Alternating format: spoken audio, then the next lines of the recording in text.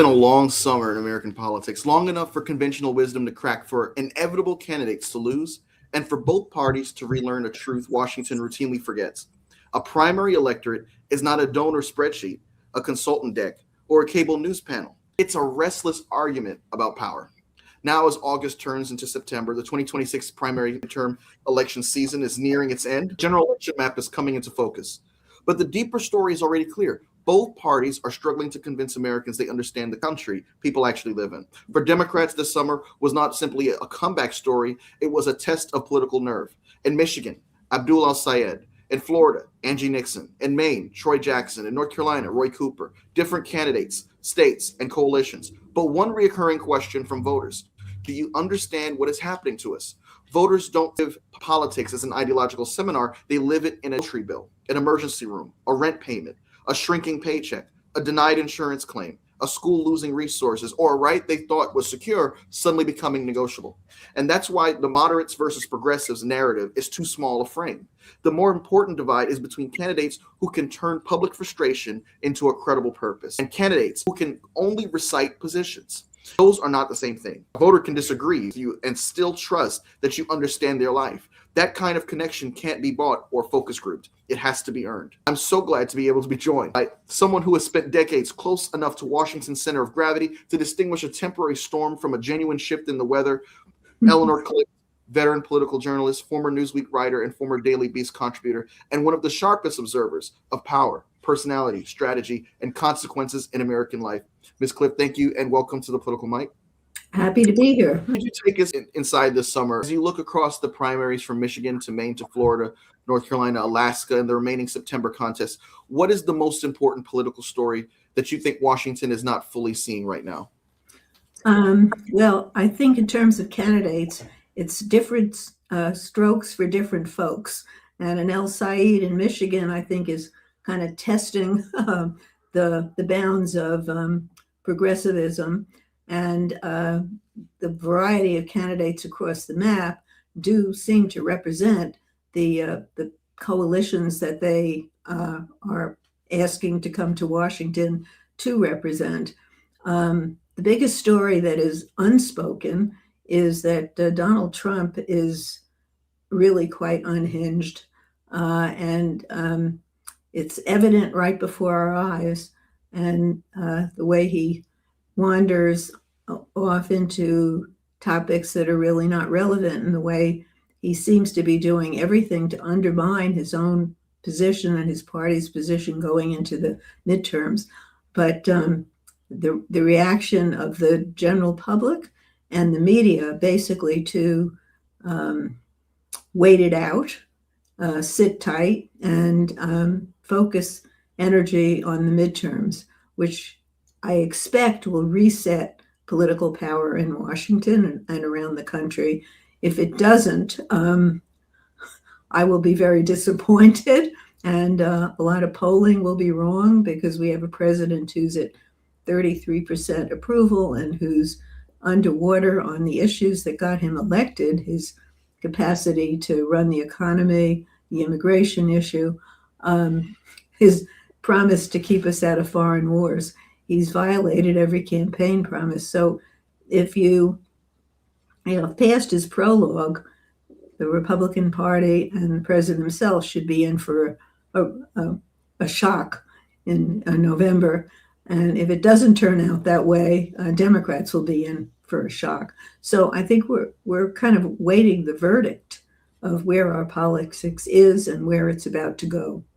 As someone who's been a member of the press for many years, sometimes that there's certain narratives that could be overblown. Democrats had a summer of very real energy, but also real inter-party tension. Are we looking at ideological civil war like the media is pushing? Or is this overblown? Because let's face it, in the same year that Mamdani rose to the mayoral position in New York City, you also had Woodfin in Birmingham, Alabama. You had Dinkins in Atlanta. You had Sheffield in Detroit. And those other mayors got very little attention compared to the New York City mayor. Yet there seems to be this overarching narrative that there's this huge fight between far left candidates and more centrist Israel backing candidates. And this is somehow going to metastasize in some kind of benefit for Republicans or some kind of tempering down of the victory that could be for Democrats this November. Is this overblown in your view, or do you think there is some kind of...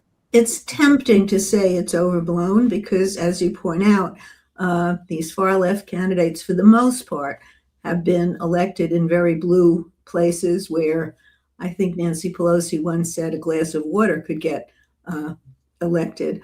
But there's also a lot of fury in the population. And I don't know that they're measuring ideology exactly, but they want to change. And that change, that one word, is the kind of the factor in all elections that sort of make history.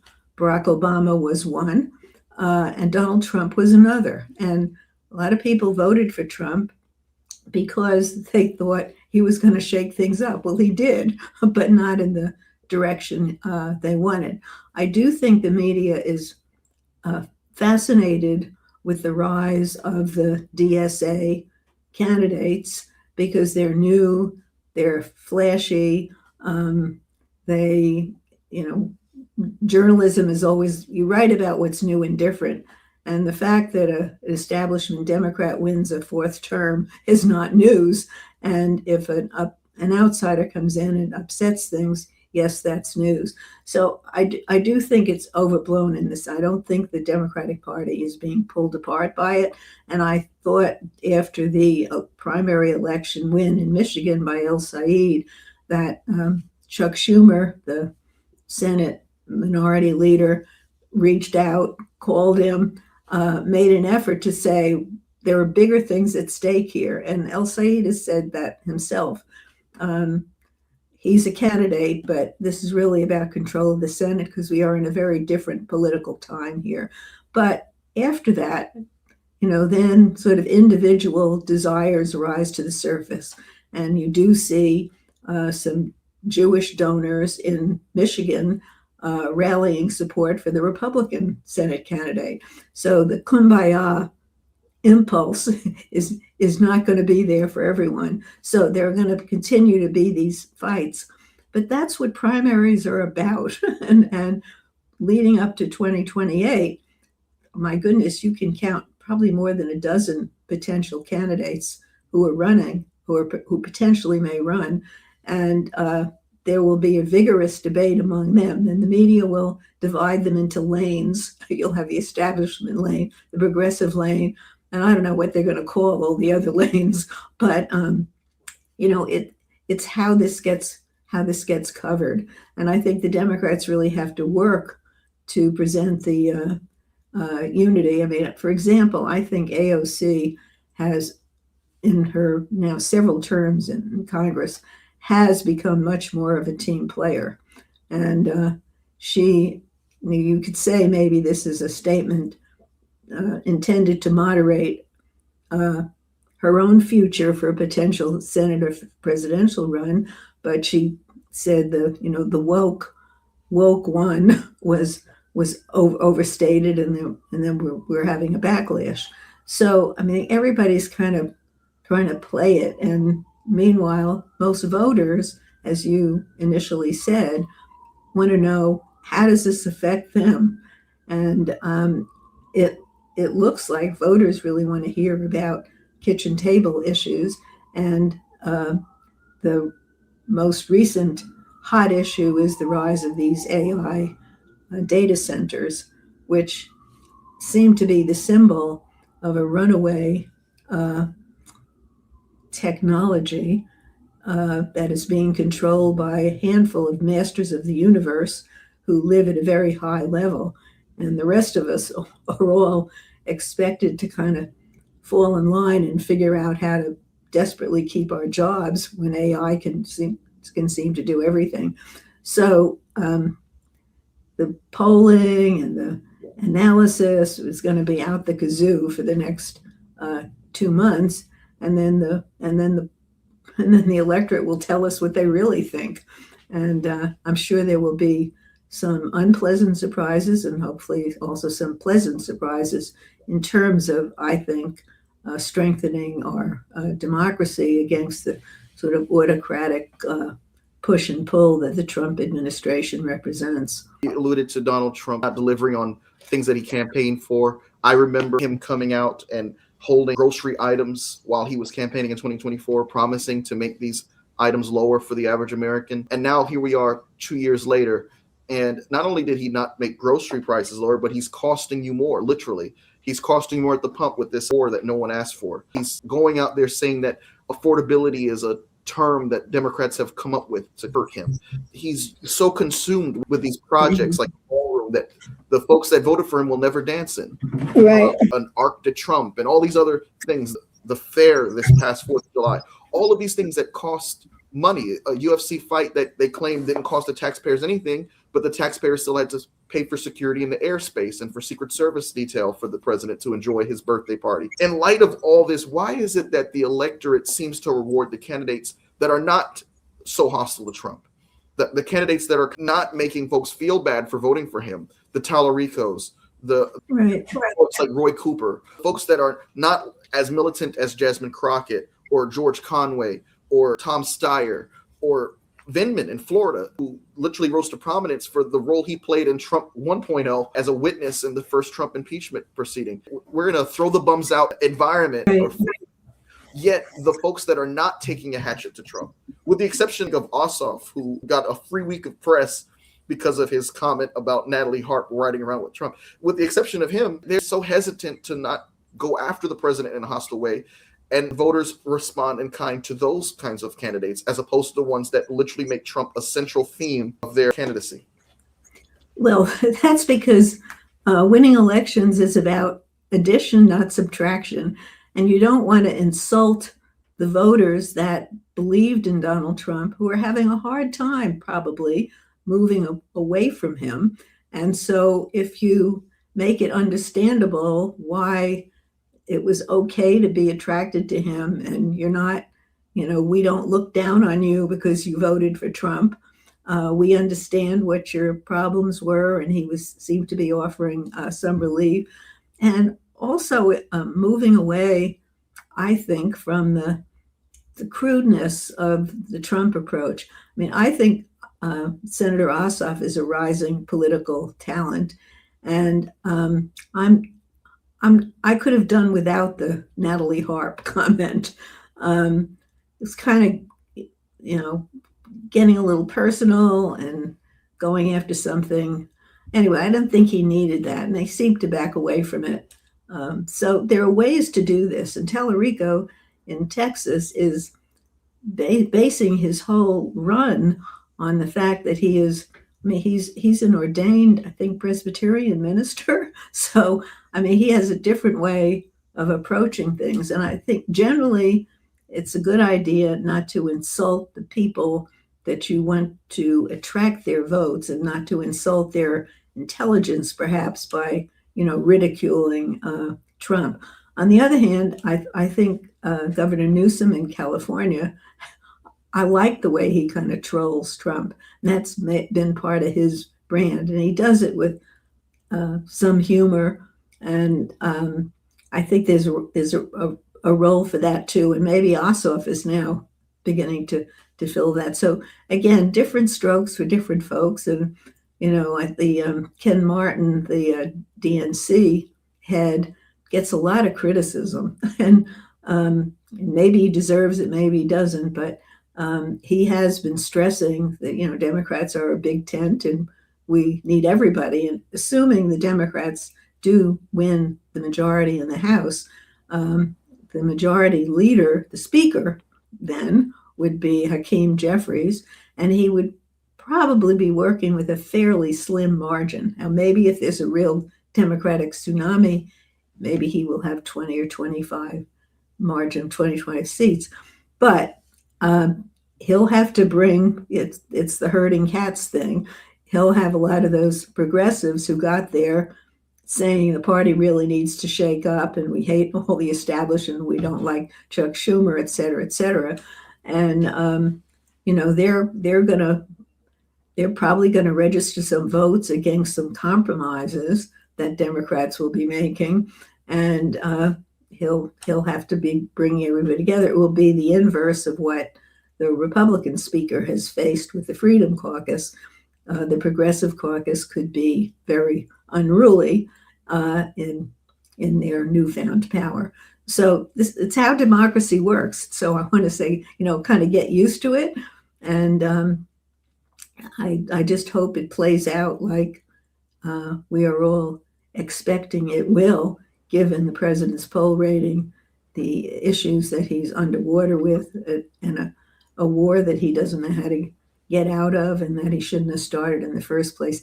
He's got everything against him. But of course, he's not on the ballot, as he reminds us. And so will Republicans take the hit?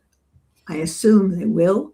Will enough Republicans take the hit that Democrats actually regain serious power in Washington, which by serious power, I mean not only the House, but perhaps the Senate, which now looks more plausible than it did even a few weeks ago.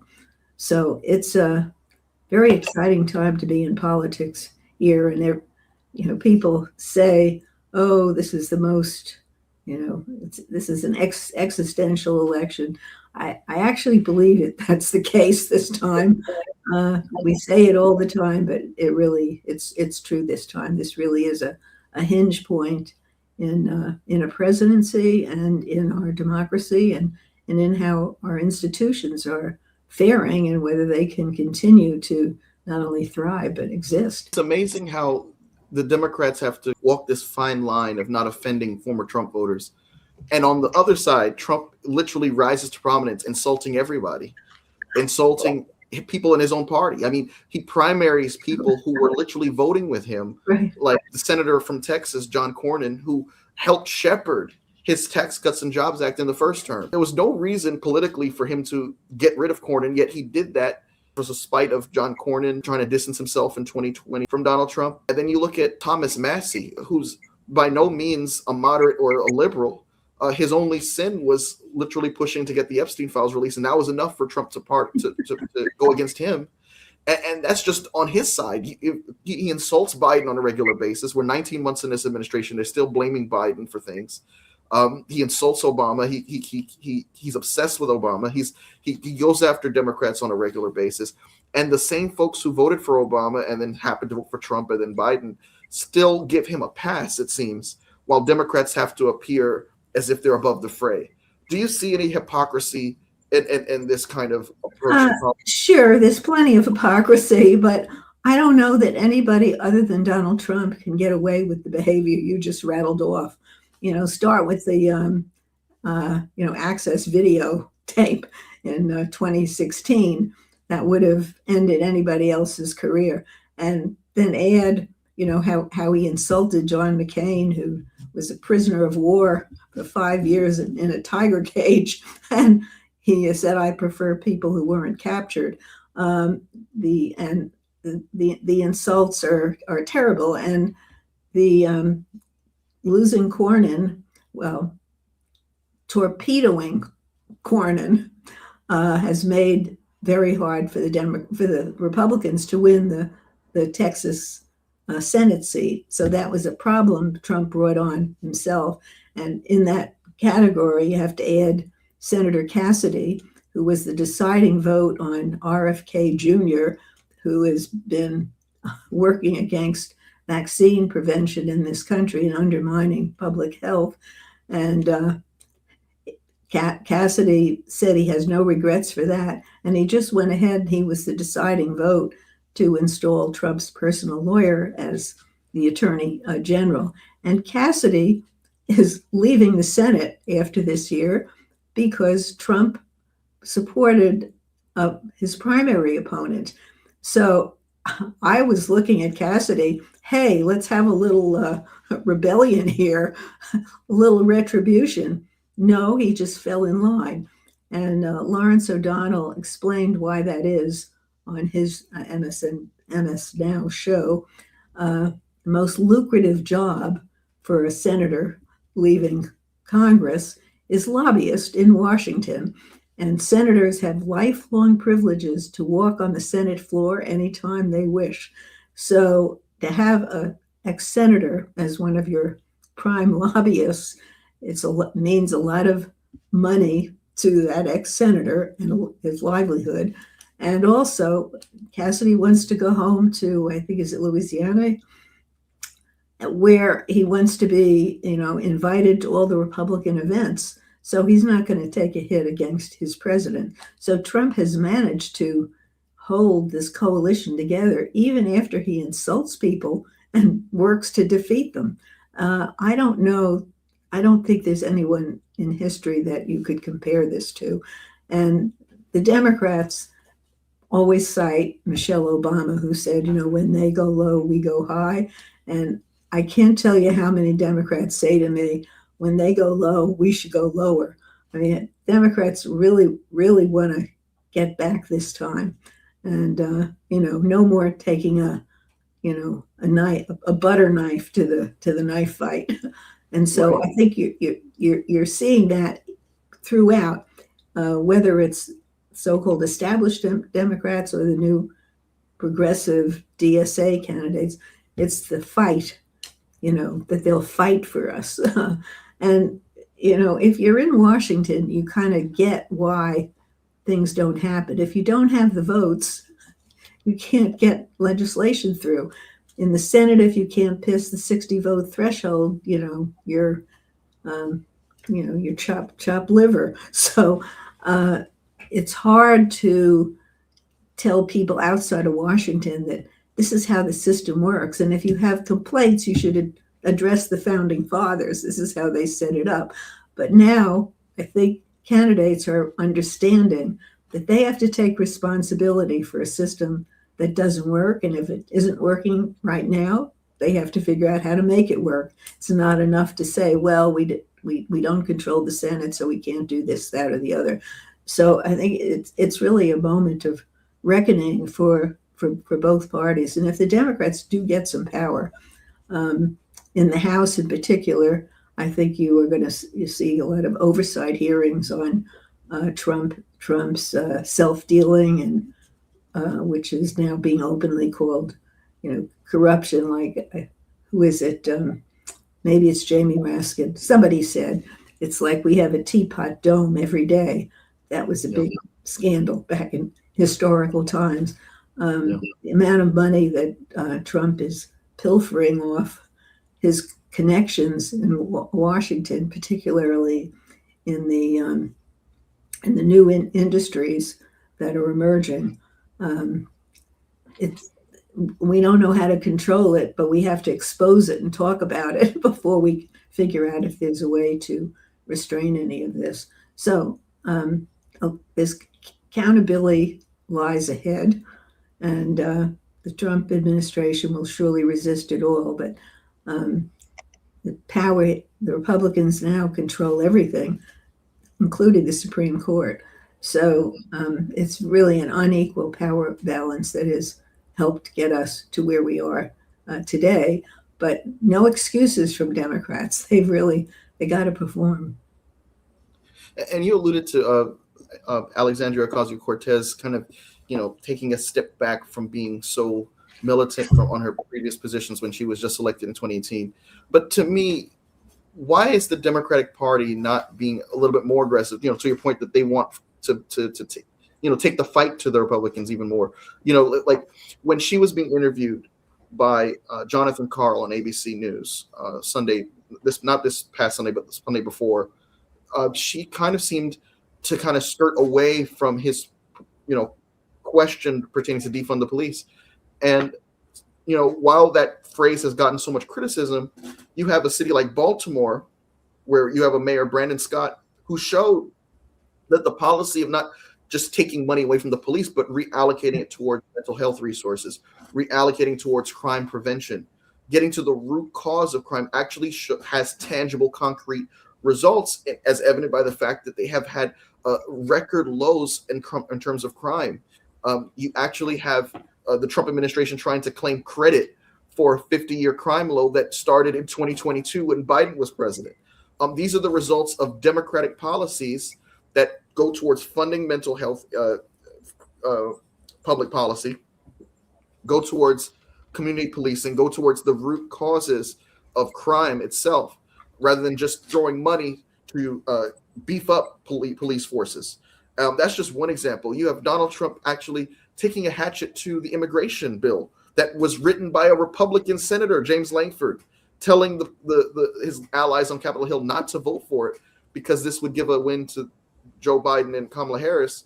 And the Democrats just, they have not bought up the fact that here we are, 19 months in this administration, and not one immigration bill has been signed into law. He can do anything he wants with this Republican Party. You mentioned Bill Cassidy capitulating when he had the opportunity to kind of have retribution. He can do anything he wants with this party, and they're just all in line, like obedient puppies. And it's amazing to me how the Democrats allowed all of this material to just go untouched. What are your thoughts about that? Well, there's two issues there. First, defund the police. It's not a good slogan. And in politics, if you have to explain what you mean, you're losing. And find another, reform the police is it's a worn out thing, but find something else. Empower, I don't know, police psychologists. They do need more mental health people. It's not about don't give them money to buy more weaponry. So there are different ways to say that. But she's got to walk away from that. And I hope El Said is going to walk away. And he doesn't identify as DSA, but the DSA wants to abolish the Senate. And they want to abolish the prison system. These are not good things to run on. They scare people. So if you want to find better slogans, would be the first answer to that. And secondly, we have experienced a reduction in violent crime, which is terrific, and people aren't quite sure why that is. And so Trump is trying to take credit for it. But let's celebrate that and get to the root causes. But defunding the police is, and unfortunately, the Green New Deal is another. I hate the fact that Trump has abandoned the climate issue, calls it a hoax. We've lost so much ground on that issue, and it's really scary what's happening to the planet. But you don't want to push the buttons that make it so easy for the Republicans to defeat Democrats. And then the second issue that you raised was of Democrats not rising to the occasion. Immigration. Oh, right. Yeah. Order, talking point. Well, immigration has, ICE getting electric gloves or whatever, they can zap people. Democrats, they visited detention centers. They're taken up the cause of individuals caught up in immigration. There's no hope for any immigration legislation, and Democrat-only legislation wouldn't go anywhere. And I don't think there are any Republicans who would partner with you at this point. So, I take your point, though, maybe that Democrats ought to just come up with some legislation on what they would do to get our immigration system to where it should be, what they would do on health care. So, I do think it's only 2 months left before the midterm elections are. And basically, they're mostly a referendum on party in power, which is Trump and the Republicans. So you're not going to see outlines of legislation necessarily. But between 26 and 28, this field of Democrats that ranges from potentially, AOC to Pete Buttigieg, and I don't even know why I put them on opposite ends. There's so many potential candidates. They're going to be coming up with a healthcare plan. What would they do? And so that's going to emerge. But right now, Congress is a wasteland. They haven't done squat. They gave Trump his tax cuts, and the tax cuts have been ruinous for many people in this country, particularly in the field of healthcare and rural hospitals and all of that. And the rising debt, which the Treasury Secretary says it's not a magic number. We can just grow ourselves out of it. Yeah, sure. And there are no plans for anyone about that. And there will be a Republican field too, although I think probably Vance will be the vice president, will be the heir apparent. But people are going to have to start talking about real policies and not just tweeting or and Xing or whatever. I mean, government is not just performative. That's one of the complaints about this entire administration. It's how they look and how they perform on social media that seems to matter in the president's eyes. There's really no serious policy research unless you count all of the initiatives that came out of Project 2025 to basically change so much of the orientation of this country around social values.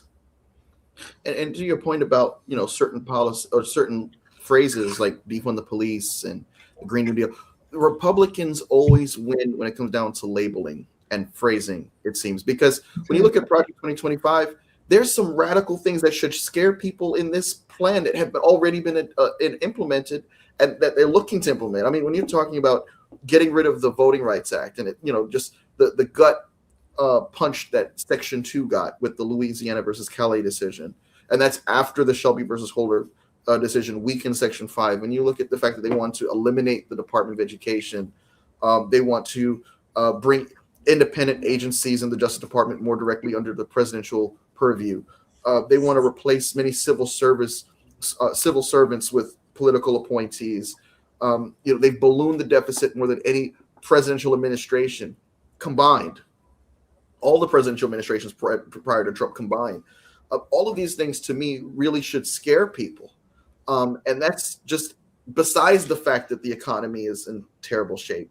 We're worse off by every metric than we were at this point 2 years ago. And the Democratic Party, I don't think they have hammered that hard enough. I get, we want to let people know the cavalry is coming, but shouldn't there be some kind of connecting of the dots between the consequences of voting for this kind of thing and so that when these folks are running again in 28, we remind people of exactly who caused this in the first place. Right. Well, I think the Democrats, if they do regain power in the House, are talking about one of the first pieces of legislation would be voting rights, and I think they've tried to get that through. And in the Senate, they've talked about carving out an exception in the filibuster rules so that they could pass that again. If the Democrats get control of the Senate but don't have 60 votes, that they would do a carve out to get that through in the Senate. So I think there's certainly an awareness on the part of the Democrats how important this is and how much damage that Trump has done to the civil rights that people worked over decades to achieve. In terms of talking about where the economy is, and again, yes, I mean you need to hit that, and then you need to switch to something that's hopeful and positive, because that's again what's going to attract people to you. I mean, the deficit and the debt used to be a perennial issue that the Republicans ran on, and maybe they were serious about it. They only really got serious when Democrats were in power, but people have tuned that out, and I still don't know what it means. Well, if it's $14 trillion debt, that means every individual in the country is responsible for $100,000. Well, I never understood how that worked, and I think people just don't get it. And President Reagan used to joke about the deficit. He said it's big enough to take care of itself. And then Dick Cheney, the Darth Vader who presided over the war in Iraq, he said nobody cares about the deficit anymore. And that statement probably came true, but there is a kind of a you can hear the hoofbeats. It feels like this is getting serious, and I think it's going to be a topic in 2028 as to how people want to address it. I mean, Bill Clinton named a commission. It seems like a cop-out, but the commission was Blue Ribbon Commission. They were headed by very good people, and they came up with some good ideas, and they put them before the Congress, and Democrats voted them down. So anyway, it's a problem, and democracies have difficulty reacting to problems until is an emergency. And I think we're probably going to have an emergency pretty soon with the rising debt. Ms. Clift, a lot of people are moving to the South. And if present population trends continue through the 2030 census, Southern states are projected to gain 9 House seats and therefore 9 electoral college votes for the 2032 presidential election. Texas is projected to get 4 additional electoral college votes. Florida is projected to get 3. Georgia is projected to get 1 more, and North Carolina is projected to get 1 more. That, in addition to the fact that the fight for democracy at ground zero in terms of the battle for democracy seems to be taking place in the South. The South has served as the theater for this battle, in light of the redistricting efforts we have been seeing, going back to Texas in 2025 when they redrew the maps. And then that, of course, had a domino effect because other Southern states tried to, followed in suit. Now, it would make sense to me to have the Democratic National Convention in a Southern state. For the past 126 years, the Democratic Party's only had DNC conventions in the South 3 times. 1928 with Al Smith versus Herbert Hoover. Then you had 2012 with Barack Obama versus Mitt Romney. And then you had also 1988 in Atlanta with Michael Dukakis versus George H.W. Bush. I thought Atlanta would have been the perfect place to have it in 2024, in that Georgia flipped blue in 24 for the first time since 92 and showed that there's some real momentum in the South. But they went ahead and had it, elsewhere in Chicago.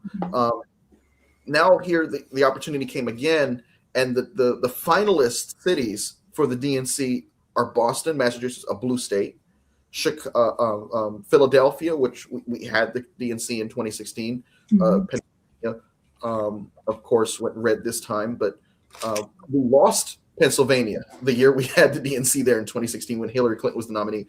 And then we have the other city is I'm trying to remember. It's Denver, Colorado. When we headed to the Mile High Stadium in 2008 to nominate Obama for the first term. What are your thoughts about this? Because the mayor of Atlanta has written a blistering letter in response to this decision by Ken Martin and the DNC to eliminate Atlanta from the choosing.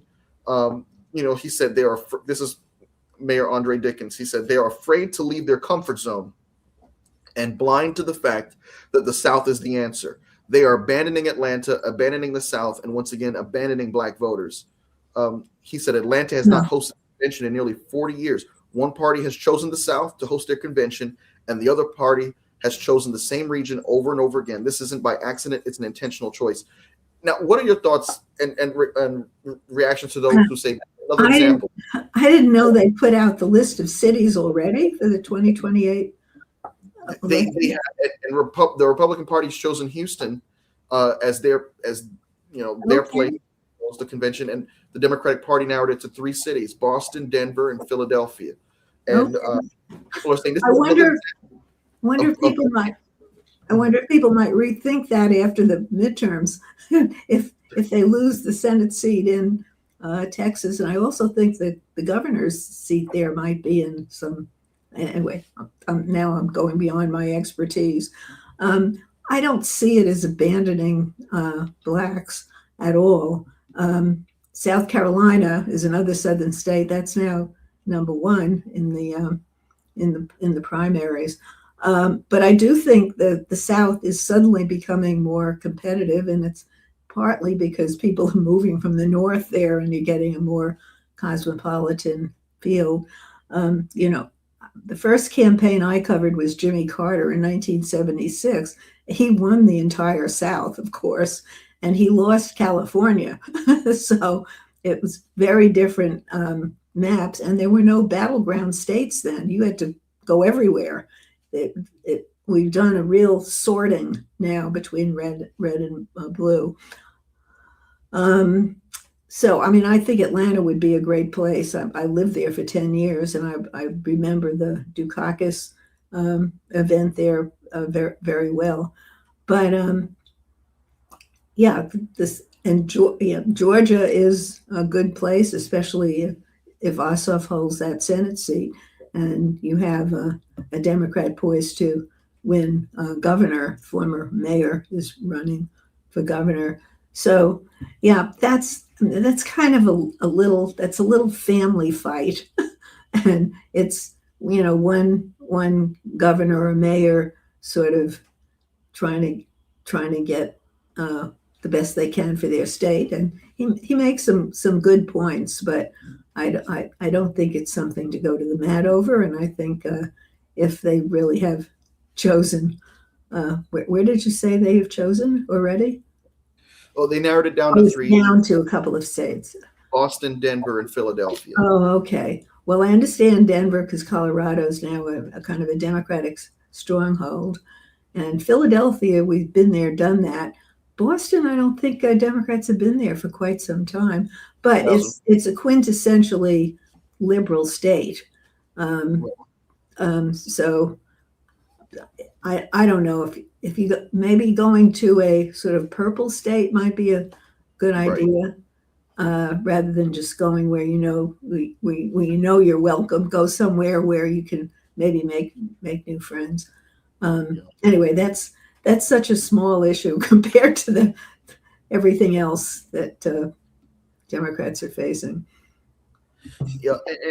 I only asked the question because in my mind, you usually choose locations that can kind of help you politically. You want to, of course, the city Right, prospers, bringing in commerce, you're bringing in, right, revenue, and you're also kind of placing the campaign's print in the state, in the city. It made sense in 2020 before COVID hit when the announcement came out that Milwaukee would serve as DNC location. And when Biden was the nominee, I said, "Oh, this fits like a glove," because he can speak to the voters right. up there in that kind of Rust Belt state who voted for Trump. But Boston, like you had mentioned, that's a blue state. Denver, Colorado is a blue state. The only state that makes sense out of the three options to me is Philadelphia. And we, like you said, we've been there, we've done that in 2016. Pennsylvania is always going to be that state that you're going to have to win by a hair, it seems. To me, all signs pointed to Atlanta. I mean, they hosted one of the FIFA World Cup games. This was the site for, um, uh, you know, I guess other events as well. They had a successful summer in hosting big events. Hmm. Uh, they've hosted the Olympics before '96, of course. It made sense, but of course, we've got 2026 to worry about first. So it just Right, exactly. It also depends on what these various states will pony up in terms of, uh, resources, because it's not necessarily a win. It used to be considered a windfall if you got a convention. I think now there's a lot of costs, security, um, housing. They've got to make sure you have enough housing. So um, anyway, let them fight that out among themselves, right? And So on the Republican side, I was on a Republican podcast a few months ago, and I said, Donald Trump's base, the support he has among the base is slipping, and everyone said, no, that's not true. Trump has never been stronger when it comes down to his base. Well, it looks like I've been right, because on the Republican side, yeah, you have Trump's endorsements remaining successful in some instances, but the summer produced some meaningful losses as well, from gubernatorial primaries to House contests. Are those isolated exceptions in your view, or early evidence that candidate quality and local conditions can still limit Trump's influence? Candidate quality is very important. I think in Texas, that's the premier example of picking a poor candidate there. And on the Democratic side, the fact that Alexander Vindman lost in Florida, despite having a lot of money and a lot of name recognition, is attributed to the fact that he was kind of a lackluster candidate. Part of that, Democrats looking for fighters mean that they want people who are going to get out there. And the woman who won Nixon apparently is a well-known activist in the state legislature. She seems to be kind of the happy warrior too. And so sometimes it's the candidate can lose it on their own, despite their being, perfectly centered for it. Now, Trump has a couple of his people have gone down in primaries. Not anybody that I would miss. So, and it'll be interesting to see in South Carolina.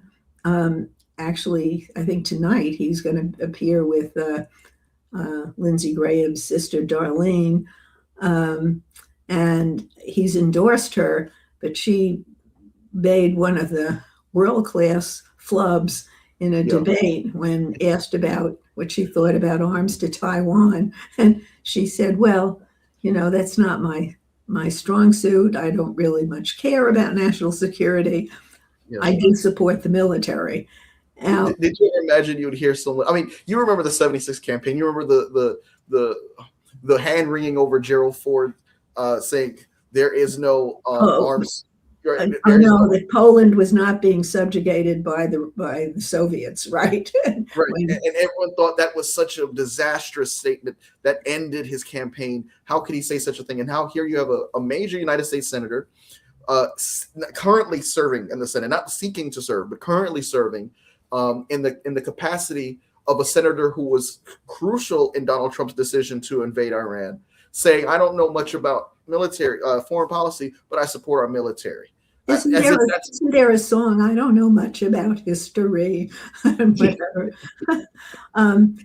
One analyst speculated, though, that people may give her a pass because, she's not a professional politician and all that. If you don't get a professional politician, this is what you get. I think it's very damaging. So we'll see. So candidate quality matters a lot. And I always said, this is an example of, I think Darlene Graham represents exactly what they tell you to fear when it comes down to DEI. The folks that they put on the chopping block, folks like, who were serving in the highest offices in the military that Donald Trump cut as soon as he, those are the folks that they convinced you only got their position due to race or trying to meet a quota. And here we have Darlene Graham, who literally is in the seat solely because her brother was a senator. Right. And revealing to you that if you had any doubt that she's not qualified, she doesn't know, she doesn't have the first clue on how to answer a foreign policy question. Right. So, well, the thing is, when somebody dies in office, it has been a tradition. Generally, it's a male, and the spouse takes over, sits in, and sometimes that spouse goes on to be a very strong candidate. I'm trying to think. The woman who, Cokie Roberts' mother, when her husband died in a plane crash in Alaska, she assumed the seat, and she served for many years, and then went on to be representative ambassador to the Vatican. So there is a time-honored. This is the first time a sister would inherit the seat, but there's not an assumption that this person would immediately get ushered in for the full 6 years. And I think she hasn't had any time to prepare, and she obviously didn't study Taiwan, which anyway. So we'll see how the voters feel about her, because South Carolina is a very military state. They have lots of bases, so they care about national security. Anyway. Now, you've watched the press cover Jimmy Carter, Reagan, both Bush presidencies, Clinton, Obama, and now Trump's first term, now his second term. You've seen Biden. You've watched the press evolve from 3 broadcast networks and dominant national magazines into a fragmented information system where the White House can punish outlets, reward corporate owners, sell access, and turn a presidential post into a market-moving financial instrument. You've seen how the Trump administration has uniquely allowed the press to change the way it operates and interacts with the White House, from firing certain members of its organization, whether it's Scott Pelley from CBS or the gentleman from ABC who said that Steve Miller is a man full of hate, and he got fired for that post. You see the Ellison family trying to take over and have influence over some of these news corporations. But then now ABC, ABC agreed to pay $15 million to settle Trump's defamation rather than force them to prove malice in court. And now you have ABC challenging the Trump administration in this latest lawsuit. Trying to be specific here. You have ABC now suing the FCC, alleging that a demand for early television license renewals was retaliation for content the administration disliked. In your view, does that lawsuit mark a turning point? News organizations finally deciding that survival through accommodation is not survival at all? Yes. I mean, I think as Trump begins to look more and more vulnerable, not only to political forces, but his health and well-being, that there's much more of a resistance going on. I know we had trouble starting this, but I have to be somewhere at 2:00, so I'm getting a little nervous about. Of course. Anyway, so yeah, I think you see the colleges beginning to fight back. The courts continue to try to stop the construction that he's doing. I'm very interested to see what the Supreme Court will do, because the deadline actually was today, Friday, for the administration to secure congressional approval to continue the construction of the ballroom. And they've now said that the ballroom is not just a ballroom, it's a part of a military complex. And they are really putting pressure on the Supreme Court to allow him to continue all of that construction. I mean, he's completely demolished the South Lawn to make room for a landing pad, which has the presidential seal, and the construction continues. So I'm not sure the Supreme Court is going to put up the red flag, but a lot of other courts have, and there's efforts to stop him everywhere. And I think we just have to hope that they succeed. Well, Ms. Clift, thank you so much for bringing the perspective of someone who spent decades close to well, nothing prepares you for this. Nothing prepares you for this. As this election just gets closer and closer, I've always said this is the most crucial election since the 1866 midterm elections, when the very definition of who qualifies as a United States citizen was literally on the ballot. Right. This is not. Americans are not choosing between candidates. They're deciding whether public power will remain accountable. It's not like choosing between Mitt Romney and Barack Obama. The last normal election. Or John McCain and Barack Obama, Yeah, those were the last. If your guy lost, you could certainly live with the other guy. This is very different. Yeah. Okay. Thank you so much for what you brought. All right. Thank you. I appreciate it. Okay. Bye-bye. Cool, Mike. Thank you for tuning in.